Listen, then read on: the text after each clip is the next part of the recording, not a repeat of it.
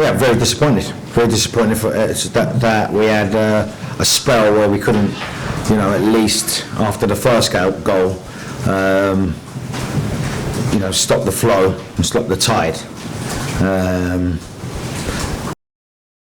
There's nothing to explain about it apart from the fact that we're in this position because of those key moments, and we really need to do better. Need to do better in those situations.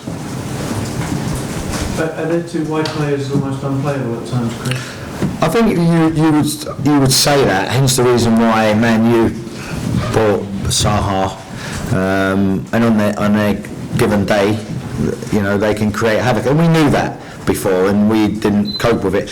But really, we only didn't cope with it twice, because let's be honest, it wasn't a tide of crosses coming in and problems. We know that they were going to be difficult to deal with, but it's a Premier League, and you've got to be up to it. You've got to be up to it when it's needed.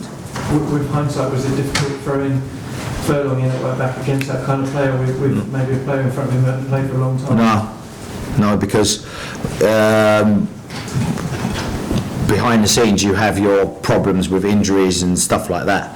So, because I'm not going out at the moment and saying we got this injury and moaning about that injury, you got your 25 players and you put them in, and then whoever's fit you have to play them. I mean, Darnell didn't come off for any other reason than he's had a bad calf, and we had to throw him in because we've got players who are sick and players who are injured, and the only reason he came off was because his calf stiffened up, and it wouldn't be fair to the boy to keep him on there hobbling.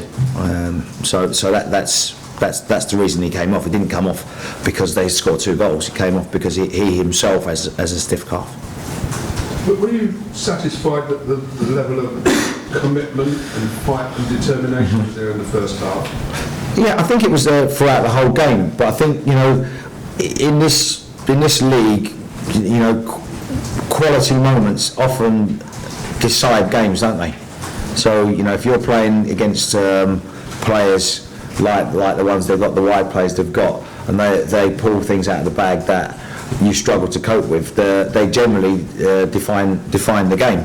I mean, if you look at the whole game, the game as a whole, Palace are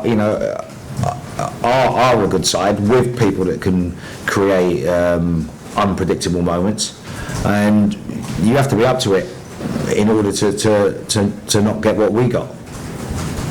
Chris, a lot of people are going to look at our performance and think that there are actually quite deep-lying issues with the squad and the team. Is 9 games really enough to turn that kind of thing around?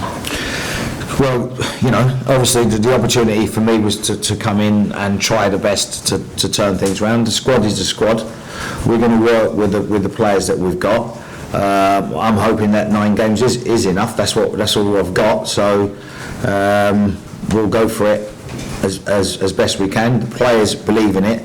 The players are downstairs disappointed. There's no bickering and moaning. They're not moaning at each other, yet they're disappointed, and some people are obviously voicing their opinions about how disappointed they are, but they're still unified, as you'll find. They're still unified in what we're trying to do, and all we can do really is to keep fighting.